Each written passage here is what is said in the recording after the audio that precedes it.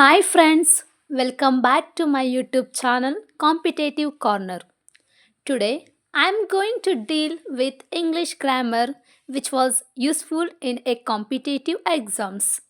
Guys, without wasting the time, let's get into video.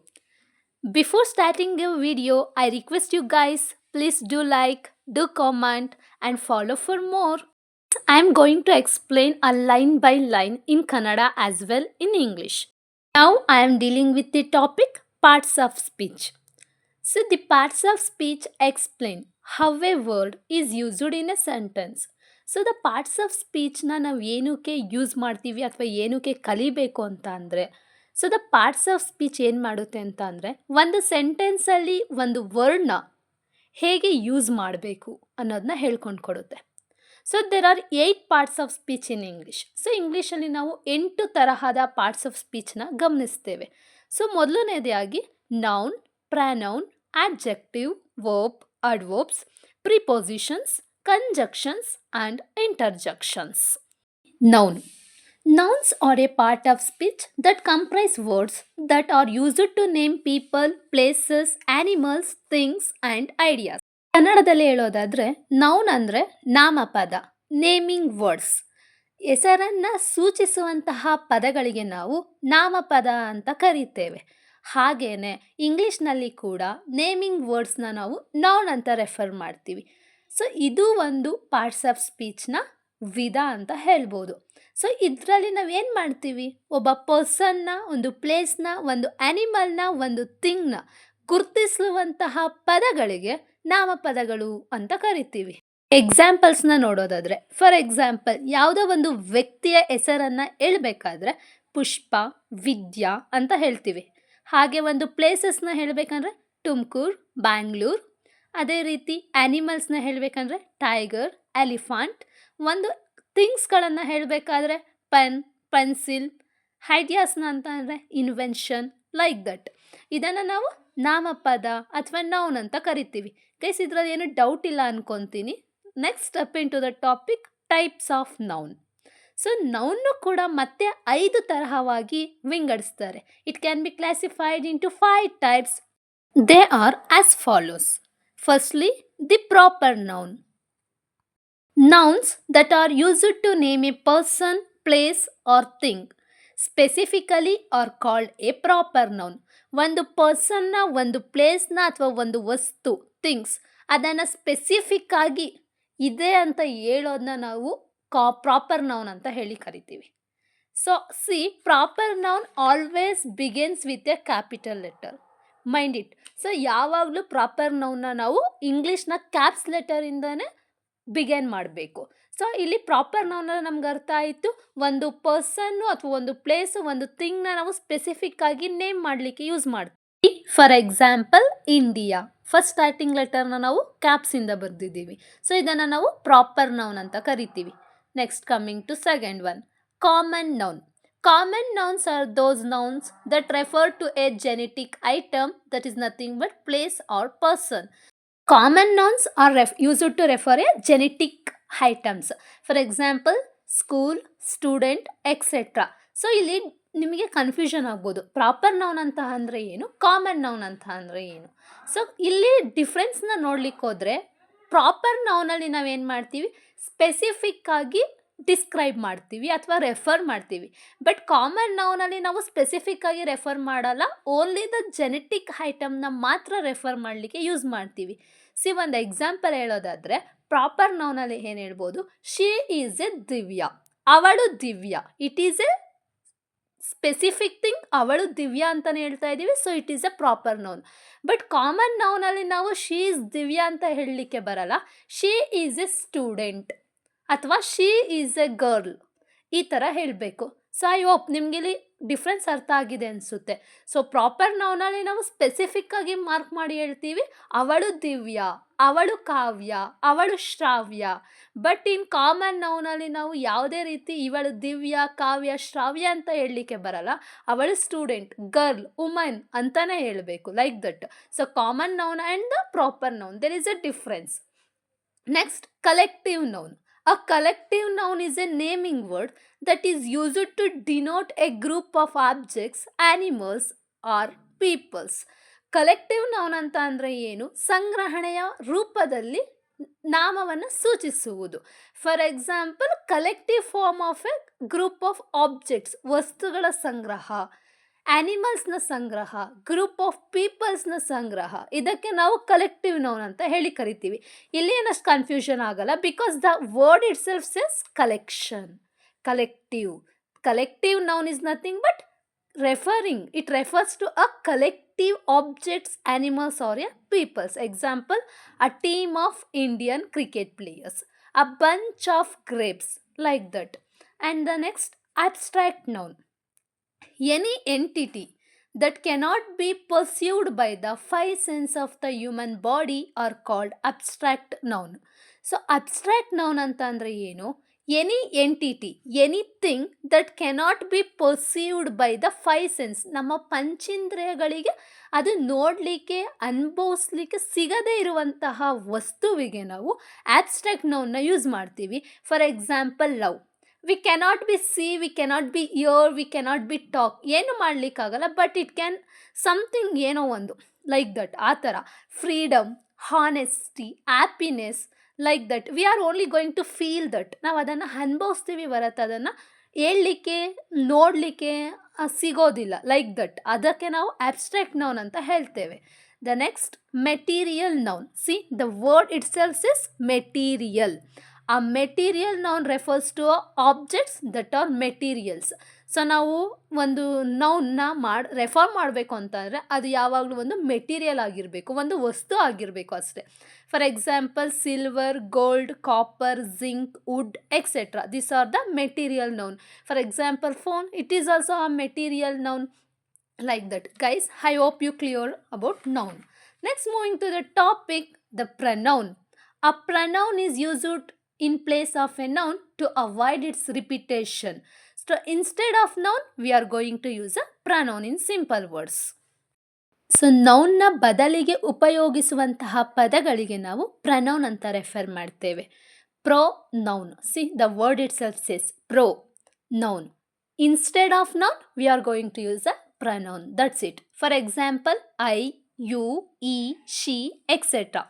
So ಇಲ್ಲಿ ಒಂದು chart ಹಾಕಿದ್ದೀನಿ ನೋಡಿ. Subject, object, possessive. ಸೊ ಇದರಲ್ಲಿ ಸಿಂಗ್ಯುಲರ್, ಪ್ಲೂರಲ್ ಕೂಡ ಇದೆ. ಸೊ ದ ಫಸ್ಟ್ ಪರ್ಸನಲ್ಲಿ ನಾವು ಐ, ವಿನ ಯೂಸ್ ಮಾಡಿದ್ರೆ, ಆಬ್ಜೆಕ್ಟ್ ಅಂತ ಬಂದಾಗ ಮೀ, ಅಸ್ನ ಯೂಸ್ ಮಾಡ್ತೀವಿ. My, mine, our. ಸೆಕೆಂಡ್ ಪರ್ಸನಲ್ಲಿ you, your. And the third ಪರ್ಸನಲ್ಲಿ he, she, it, they, him, her, it, them, is, her, its, their, like that. The next step, an adjective. An adjective describes, modifies or qualifies or gives more information about a noun or a pronoun. So adjective ಅಂತಂದರೆ ಏನಿಲ್ಲ, noun ಮತ್ತು ಪ್ರನೌನ್ನ detail ಇನ್ಫಾರ್ಮೇಷನ್ನ ಕೊಡಲಿಕ್ಕೆ use ಮಾಡ್ತೇವೆ. That's it. So it describes or modifies or qualifies or give more information. So ನೌನ್ನ ಇದು modify ಮಾಡುತ್ತೆ, describe ಮಾಡುತ್ತೆ ಅಥವಾ ಕ್ವಾಲಿಫೈ ಮಾಡುತ್ತೆ, like that. So for example, beautiful. Ramya is a beautiful girl. See, there is a Ramya noun. How it describes or it modifies the noun. She is a beautiful girl, like that. Happy, intelligent, brave, tall, short, red, green, etc. like that. So it modifies the noun or a pronoun. Next, the verb. A verb is a action indicating word. It shows an action or state of being in a sentence. It also shows what someone or something is doing. Verb is nothing but it going to explain a action. So ಏನಂತ ಹೇಳ್ತೇವೆ ಕನ್ನಡದಲ್ಲಿ ಅಂತ ಅಂದರೆ ಕ್ರಿಯಾಪದ ಅಂತ ಹೇಳ್ತೇವೆ. So ಕ್ರಿಯೆಯನ್ನು ಸೂಚಿಸುವುದಕ್ಕೆ ಇಂಗ್ಲೀಷಲ್ಲಿ ವರ್ಬ್ ಅಂತ ಕರಿತೀವಿ ಅಷ್ಟೇ. ಸೊ ಇಲ್ಲಿ ಇದೇನಂತ ಹೇಳುತ್ತೆ, ಸಮ್ವನ್ ಅಥವಾ ಸಮಥಿಂಗ್ ಇದೇನೋ ಕೆಲಸ ಮಾಡ್ತಾ ಇದೆ ಅಂತ ಹೇಳಲಿಕ್ಕೆ ವರ್ಬ್ನ ಯೂಸ್ ಮಾಡ್ತೀವಿ. ಸೊ ವರ್ಬಲ್ಲಿ ಯೂಶ್ವಲಿ ಎರಡು ತರಹ ನೋಡ್ತೇವೆ guys. The first one is helping verbs ಅಥವಾ ಆಕ್ಸಿಲರಿ ವರ್ಬ್ಸ್ ಅಂತ ಕರಿತೀವಿ. And the second verb main verb. So ಇದನ್ನು ಡೀಟೇಲ್ ಆಗಿ ನೋಡೋಣ ಬನ್ನಿ. Helping or auxiliary verb. An auxiliary verb is a verb used in conjunction with other verbs to form the tenses, moods, voices, etc. So auxiliary verb ಅಂತ ಅಂದರೆ ಏನು? So it is also a verb. ಇದು ಸಹ ಒಂದು ಕ್ರಿಯೆಯನ್ನು ಸೂಚಿಸುವಂತಹ ಪದ. But it is used to conjunction with other verbs to form the tenses, moods, voices, etcetera. So there are 24 auxiliary verbs in English. They are further classified as a primary auxiliary, secondary auxiliaries, modal, etc. See ಇಲ್ಲಿ ನಾವು auxiliary verbs ಅಥವಾ primary auxiliaries ಅಂತ ಯಾವುದು ಕೇಳ್ತೀವಿ ಅಂತಂದರೆ be form, do form, are form ಅಂತ use ಮಾಡ್ತೇವೆ. So be ಫಾರ್ಮ್ನ ಪ್ರೆಸೆಂಟ್ ಟೆನ್ಸಲ್ಲಿ ಹೇಗೆ ಹೇಳ್ತೇವೆ ಅಂತಂದರೆ ಆಮ್, ಐ, ಆರ್ ಅಂತ ಹೇಳ್ತೇವೆ. ಹಾಗೆ ಡೂ ಫಾರ್ಮ್ನ ಡೂ, ಡಸ್. ಹ್ಯಾವ್ನ ಹ್ಯಾವ್, ಆಸ್. ಸೊ ಪಾಸ್ಟ್ ಟೆನ್ಸಲ್ಲಿ ಬಿ ಫಾರ್ಮ್ನ ವಾಸ್, ವರ್ ಅಂತ ಹೇಳಿದ್ರೆ ಡೂ ಫಾರ್ಮ್ನ ಡಿಡ್ ಅಂತ ಹೇಳ್ತೇವೆ. ಆ್ಯವ್ ಫಾರ್ಮ್ನ ಆ್ಯಡ್ ಅಂತ ಹೇಳ್ತೇವೆ. Like that. ಸೊ ಇದನ್ನು ನಾವು ಎಲ್ಪಿಂಗ್ ವರ್ಬ್ಸ್ ಅಥವಾ ಆಕ್ಸಿಲರಿ ವರ್ಬ್ಸ್ ಅಂತ ಕರೀತೇವೆ. And coming to the second topic, that is secondary auxiliaries. See will, can, shall, may, ought, to, dare to. For example will ಇದ್ದಿದ್ದು ಹುಡ್ ಆಗುತ್ತೆ, can ಇದ್ದಿದ್ದು could, shall, should, may, might, must, ought to, need to, dare to, used to. Like that. ಇದನ್ನ ನಾವು secondary auxiliaries ಅಂತ ಹೇಳಿ ಕರಿತೀವಿ. Next moving to the topic main verb. Main verb shows what action is taking place in a sentence. So main ವರ್ಬ್ನ ಏನು ಹೇಳುತ್ತೆ? So ನಾವು ವರ್ಬ್ನ ಯೂಸ್ ಮಾಡೋ ಪರ್ಪಸ್ ಏನು? ಸೊ ಕ್ರಿಯೆ ಅಲ್ಲಿ ಏನು, ಯಾವ ರೀತಿಯ ಕ್ರಿಯೆ ಆಗ್ತಿದೆ ಅಂತ, ಅದೇ ಪರ್ಟಿಕ್ಯುಲರ್ ಆಗಿ ಇದೇ ಕ್ರಿಯೆ ಆಗ್ತಾ ಐತೆ ಅಂತ ಹೇಳಲಿಕ್ಕೆ ಏನು ಯೂಸ್ ಮಾಡ್ತೀವಿ? ಮೇನ್ ವರ್ಬ್ನ ಯೂಸ್ ಮಾಡ್ತೀವಿ. See for example write. She is writing a book. Writing, that is the main aim of er. ಅವಳು ಬುಕ್ಕನ್ನು ಬರೀತಾ ಇದ್ದಾಳೆ ಅಂತ ಹೇಳೋದೇ ನಮ್ಮ ಉದ್ದೇಶ ಆಗಿರೋದ್ರಿಂದ ನಾವು ಅದನ್ನು ಮೇನ್ ವರ್ಬ್ ಅಂತ ಇಂಡಿಕೇಟ್ ಮಾಡ್ತೇವೆ. Read, speak, go, play, run, sing, dance, etcetera ಇದನ್ನೆಲ್ಲ ನಾವು ಮೇನ್ ವರ್ಬ್ ಅಂತ ಹೇಳಿ ಕರಿತೀವಿ. I hope it clears. Verb. An adverb is a word that modifies or describes the meaning of a verb. An adjective, another adverb in a sentence. It tells how, where, when, how often, to what extent. C adverb ಅಂತ ಅಂದರೆ ಇಷ್ಟೇ. So adjective ಮತ್ತು ಅಡ್ವರ್ಬಿಗೆ difference ಗೊತ್ತಾಗಬೇಕು first ನಮಗೆ ಹೇಳ್ಬೇಕಂತಂದರೆ. C adverb ಅಂತ ಅಂದರೆ ಏನು? ಇದು ವರ್ಬ್ನ ಮಾಡಿಫೈ ಮಾಡುತ್ತೆ ಅಥವಾ ಡಿಸ್ಕ್ರೈಬ್ ಮಾಡುತ್ತೆ. ಯಾವ ರೀತಿಯ ಕ್ರಿಯೆ, ಯಾವ ಕ್ರಿಯೆ ಅನ್ನೋದನ್ನ ಅಡ್ವರ್ಬ್ ಹೇಳುತ್ತೆ. ಬಟ್ ಅಡ್ಜೆಕ್ಟಿವ್ ಏನು ಹೇಳುತ್ತೆ? So it describes or modifies the noun or a pronoun. Noun ಅಥವಾ ಪ್ರನೌನ್ನ ಡಿಸ್ಕ್ರೈಬ್ ಮಾಡೋದನ್ನ ನಾವು ಅಡ್ಜೆಕ್ಟಿವ್ ಅಂತ ಕರೆದ್ರೆ, ವರ್ಬ್ನ ಡಿಸ್ಕ್ರೈಬ್ ಮಾಡೋದನ್ನ ಅಡ್ವರ್ಬ್ ಅಂತ ಕರಿತೀವಿ. Simple. See adverb is a verb that modifies the meaning of a verb.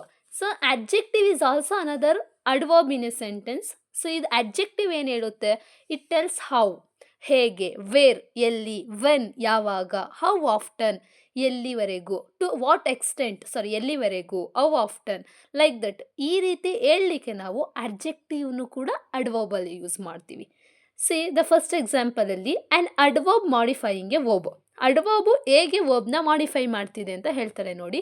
Sunita sings melodiously. So it is an adverb. ಇಲ್ಲಿ ಏನು ಹೇಳ್ತಿದ್ದಾರೆ? ಸುನೀತಾ ತುಂಬ ಮೆಲೋಡಿಯಸ್ ಆಗಿ ಹಾಡ್ತಾ ಇದ್ದಾಳೆ. ಸುನೀತಾ ಈಸ್ ಸಿಂಗಿಂಗ್ ಅನ್ನೋದೇನಾಯಿತು? ಒಬ್ಬಾಯಿತು. ಬಟ್ ಇದು ಸಿಂಗಿಂಗ್ನ ಹೇಗೆ ಮಾಡಿಫೈ ಆಗ್ತಾಯಿದೆ ಅಂದರೆ ಮೆಲೋಡಿಯಸ್ಲಿ, ತುಂಬ ಚೆನ್ನಾಗಿ ಹಾಡ್ತಾ ಇದ್ದಾಳೆ. Like that. ಸೆಕೆಂಡ್ ಎಕ್ಸಾಂಪಲಲ್ಲಿ ಏನು ನೋಡ್ತೀವಿ? An adverb modifying an adjective. So ಇದು ಅಡ್ಜೆಕ್ಟಿವ್ನ ಹೇಗೆ ಮಾಡಿಫೈ ಮಾಡುತ್ತೆ ಅಂತ ಹೇಳ್ತಾರೆ ನೋಡಿ. They completed a very difficult task. So ಅವರು ಒಂದು ಟಾಸ್ಕ್ನ ಕಂಪ್ಲೀಟ್ ಮಾಡಬೇಕು. It is a verb. ಅವ್ರೇನ ಕಂಪ್ಲೀಟ್ ಮಾಡ್ತಾ ಇದ್ದಾರೆ? ಟಾಸ್ಕ್ನ ಕಂಪ್ಲೀಟ್ ಮಾಡ್ತಾ ಇದ್ದಾರೆ. That is a verb. They completed a very difficult task. ತುಂಬ ಕಠಿಣವಾದಂತಹ ಕ್ರಿಯೆಯನ್ನು ಅವರು ಮಾಡಿದ್ದಾರೆ. ಸೊ ಇದರಲ್ಲಿ ಅಡ್ವರ್ಬ್ನ ನಾವು ವೆರಿ ಅಂತ ತಗೊತೀವಿ, ಆಡ್ಜೆಕ್ಟಿವ್ನ ಡಿಫಿಕಲ್ಟ್ ಅಂತ ತಗೊತೀವಿ. And the third, an adverb modifying another adverb.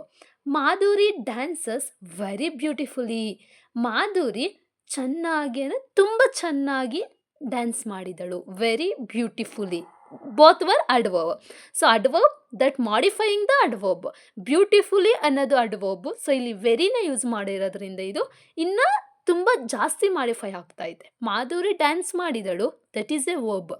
Madhuri dances beautifully, it is an adverb. Madhuri dances very beautifully, here adverb modifies a adverb. I hope it understood. So Madhuri ಕುಣಿದಳು ವರ್ಬ್ ಅಂತ ಆದರೆ, ಮಾಧುರಿ ಚೆನ್ನಾಗಿ ಕುಣಿದಳು, ಸೊ ಇಲ್ಲಿ adverb ಬಂತು ಚೆನ್ನಾಗಿ. ತುಂಬ ಚೆನ್ನಾಗಿ ಕುಣಿದಳು, ಅಡ್ವರ್ಬ್ ಮಾಡಿಫೈಯಿಂಗ್ ಅಡ್ವರ್ಬ್ ಇದು, ತುಂಬ ಚೆನ್ನಾಗಿ, like that. Next, the prepositions. A preposition is a word placed before a noun or a pronoun to show in what relation the person or thing denoted by it. The word itself says prepositions. Pre means first, positions placed before the noun or a pronoun. Noun ಅಥವಾ ಪ್ರನೌನ್ನ ಮುಂಚೆ posit ಹಾಕುವಂತಹ ಒಂದು ವರ್ಡಿಗೆ preposition ಅಂತ ಹೇಳಿ ಕರೀತೇವೆ. For example, there is a cow in a field. Relationship between a cow and a field. ಹಸು ಎಲ್ಲಿದೆ? ಫೀಲ್ಡಲ್ಲಿದೆ. The girl jump in to the well. ಹುಡುಗಿ ಬಾವಿಗೆ ಹಾರಿದಳು. There is a relationship between the well and jump. Guys, be careful here. The relations expressed by prepositions suggest time. So relation ಏನು express ಆಗುತ್ತೆ ಅಲ್ವಾ ಪ್ರಿಪೊಸಿಷನಲ್ಲಿ, ಇದು ಏನನ್ನ ಸಜೆಸ್ಟ್ ಮಾಡುತ್ತೆ ಅಂದರೆ ಟೈಮ್ನ ಸಜೆಸ್ಟ್ ಮಾಡುತ್ತೆ, ಪ್ಲೇಸ್ನ ಸಜೆಸ್ಟ್ ಮಾಡುತ್ತೆ, ಮ್ಯಾನರ್ನ ಸಜೆಸ್ಟ್ ಮಾಡುತ್ತೆ, reason, purpose, direction and agency. C for example, relationship between cow and the field ಅಂತ ಬಂದರೆ, ಸೊ ಇಲ್ಲಿ ಪರ್ಪಸ್ನ ನಾವು ಸಜೆಸ್ಟ್ ಮಾಡಲಿದ್ದ ನೋಡ್ತೀವಿ. ಸಿ, ಕೌ ಏನಕ್ಕೆ ಫೀಲ್ಡ್ಗೆ ಹೋಗಿದೆ? For the purpose of grazing. ಅದು ಮೇಯೋದಿಕ್ಕೆ ಫೀಲ್ಡ್ಗೆ ಹೋಗಿದೆ, like that. So it expresses the ರಿಲೇಷನ್ಶಿಪ್ನ ಇದು ಎಕ್ಸ್ಪ್ರೆಸ್ ಮಾಡುತ್ತೆ. Next, conjunction. Conjunction, the word itself says together. So ಇಂಗ್ಲೀಷಲ್ಲಿ ನಾವು ಯೂಶ್ವಲಿ ವರ್ಡ್ನ ಅದ್ರ ಮೀನಿಂಗ್ನ ತಿಳ್ಕೊಂಡ್ರೆ ಸೊ ನಮಗೆ ಈಸಿಯಾಗಿ ಅರ್ಥ ಆಗಿಬಿಡುತ್ತೆ. A conjunction is a word which merely joins two words, ideas, phrases or clause together in a sentence and shows how they are related. ಎರಡು ವಾಕ್ಯವನ್ನು, ಎರಡು ವಸ್ತುವನ್ನು ಒಂದು ಸೆಂಟೆನ್ಸಲ್ಲಿ ಜೋಡಿಸಿದಾಗ ಹೇಗೆ ಅದು ಒಂದಕ್ಕೊಂದು ಸಂಬಂಧ ಕಲ್ಪಿಸುತ್ತೆ ಅಂತ ಹೇಳಲಿಕ್ಕೆ ಕಂಜಂಕ್ಷನ್ನ ಯೂಸ್ ಮಾಡ್ತೇವೆ. So there are 3 kind of conjunction. 3 ರೀತಿಯ ಕಂಜಂಕ್ಷನ್ಸ್ನ ನೋಡ್ತೇವೆ. Coordinative conjunction, subordinative conjunction and correlative conjunction. The first one is coordinative conjunction. A conjunction that is used to join 2 sentences of equal rank or importance is called coordinative conjunction. ಸಮಾನವಾದ ತೂಕ ಹೊಂದಿರುವ 2 ವಾಕ್ಯವನ್ನು ಕೂಡಿಸಲು ನಾವು ಕೋಆರ್ಡಿನೇಟಿವ್ ಕಂಜಂಕ್ಷನ್ನ ಬಳಸುತ್ತೇವೆ. C, fanboys. These are 7 coordinative conjunctions. See, fanboys is nothing but F. It is a keyword. F stands for, A and, N nor, B boy, O or, Y yet, S so. These were the 7 coordinative conjunctions. See, Ramesh and Suresh are doctors. Here both were doctors. It indicates what? The rank. They were both the doctors. They indicating the rank of both of them. Ramesh and Suresh were doctors, like that. The next one is subordinative conjunction. A subordinative conjunction joins an independent clause and dependent clause together, making dependent clause as subordinative in a sentence. So ಒಂದು independent class ಮತ್ತು dependent ಕ್ಲಾಸ್ನ ಜೋಡಿಸಿ ಸೆಂಟೆನ್ಸಲ್ಲಿ dependent ಕ್ಲಾಸ್ನ subordinate ಮಾಡುತ್ತೆ. ಅದನ್ನು ನಾವು ಸಬಾರ್ಡಿನೇಟಿವ್ conjunction ಅಂತ ಹೇಳಿ ಕರಿತೀವಿ. For example, she returned home after the sunset. So here ಅವಳು ಮನೆಗೆ ಬರಲಿಕ್ಕೆ ಮತ್ತು ಸೂರ್ಯ ಮುಳುಗಲಿಕ್ಕೆ ಯಾವುದೇ ರೀತಿಯಾದಂತಹ ಸಂಬಂಧ ಇಲ್ಲ. This is A independent class. So ಈಗ ನಾವು ಆಫ್ಟರ್ ಅನ್ನೋ ಒಂದು ಕಂಜಂಕ್ಷನ್ನ ಯೂಸ್ ಮಾಡಿದ್ಮೇಲೆ ಅಲ್ಲಿ ಎರಡಕ್ಕೂ ಒಂದು ಸಂಬಂಧ ಕಲ್ಪನೆ ಆಗುತ್ತೆ. ಶಿ ರಿಟರ್ನ್ಡ್ ಹೋಮ್, ಅವಳು ಮನೆಗೆ ಬಂದಳು. ಆಫ್ಟರ್ ದ ಸನ್ಸೆಟ್, ಸೂರ್ಯ ಮುಳುಗಿದ ಮೇಲೆ, ಲೈಕ್ ದಟ್. ಎರಡು ಇಂಡಿಪೆಂಡೆಂಟ್ ಕ್ಲಾಸ್ನ ಡಿಪೆಂಡೆಂಟ್ ಆಗಿ ಮಾಡಿ ಒಂದು ಸೆಂಟೆನ್ಸ್ನ ಸಬಾರ್ಡಿನೇಟ್ ಆಗಿ ಯೂಸ್ ಮಾಡಲಿಕ್ಕೆ ನಾವು ಸಬಾರ್ಡಿನೇಟಿವ್ ಕಂಜಂಕ್ಷನ್ಸ್ನ ಯೂಸ್ ಮಾಡ್ತೇವೆ. For example, therefore, although, before, after, because, since, whether, unless, why, however, etcetera. We have reached the railway station before the train is started. So train start ಆಗಲಿಕ್ಕೂ ನಾವು railway ಸ್ಟೇಷನ್ಗೆ ಹೋಗ್ಲಿಕ್ಕೂ ಯಾವುದೇ ರೀತಿಯ ಸಂಬಂಧ ಇಲ್ಲ. But ಇಲ್ಲಿ ನಾವು ಬಿಫೋರ್ ಅನ್ನೋ ಒಂದು ವರ್ಡ್ನ ಯೂಸ್ ಮಾಡಿದ ಮೇಲೆ ಏನಾಯಿತು, ಒಂದು ಅರ್ಥ ಗೊತ್ತಾಯಿತು. We reach the railway station, ನಾವು ರೈಲ್ವೆ ಸ್ಟೇಷನ್ಗೆ ಹೋದ್ವಿ ಯಾವಾಗ, before the train is started. Train move ಆಗೋಕ್ಕಿಂತ ಮುಂಚೆ ನಾವು, ಅಥವಾ ಸ್ಟಾರ್ಟ್ ಆಗೋಕ್ಕಿಂತ ಮುಂಚೆ ನಾವೇನಾದ್ವಿ, ರೈಲ್ವೆ ಸ್ಟೇಷನ್ಗೆ ಹೋದ್ವಿ. Next the correlative conjunction. Some conjunctions are used in pairs. Correlative, the word itself says. Pair ಆಗಿ ಯೂಸ್ ಮಾಡುವಂತಹ ಎರಡು ಒಂದು ವರ್ಡ್ಗೆ ಕೋರಿಲೇಟಿವ್ ಕಂಜಕ್ಷನ್ ಅಂತ ಹೇಳಿ ಕರಿತೀವಿ. ಸೊ ಪೇರ್ ಆಗಿ ನಾವು ಕಂಜಕ್ಷನ್ನ ಯೂಸ್ ಮಾಡಬೇಕು. So they are not going to use in ಸೆಪ್ರೇಟಾಗಿ ಯೂಸ್ ಮಾಡಲಿಕ್ಕೆ ಬರಲ್ಲ. For example, both and, such as, either or, neither nor, so that, not only, but also, though yet, no sooner, sooner than, like that. For example, Yuvraj is not only a batsman but also a bowler. So Yuvraj ಬರೀ batsman ಅಲ್ಲ, ಅವನು bowler ಕೂಡ. So ಇಲ್ಲಿ not only ಅನ್ನೋ ಒಂದು correlative ಕಂಜಕ್ಷನ್ನ use ಮಾಡಿದ್ದೇವೆ. So next, neither ಈ ನಾರ್ ಈ sister is both a painter and a singer, like that. Next the interjections. A interjection is a word or a phrase that expresses a strong feeling or emotion. It is a short exclamation. For example, alash, wow, hurry, ho, ouch, like that. So ನಮ್ಮ feelings ಅಥವಾ ಎಮೋಷನ್ನ express ಮಾಡಲಿಕ್ಕೆ ನಾವು ಇಂಟರ್ಜೆಕ್ಷನ್ಸ್ನ use ಮಾಡ್ತೀವಿ. Alas, king is died. Wow, what such a beautiful flower, like that. If you have any doubt, please do comment and ask your questions. I am going to answer it. And that's it for this video, guys. In next session, we are going to deal with another topic, article. I will meet you in next session. Until then, take care. Bye.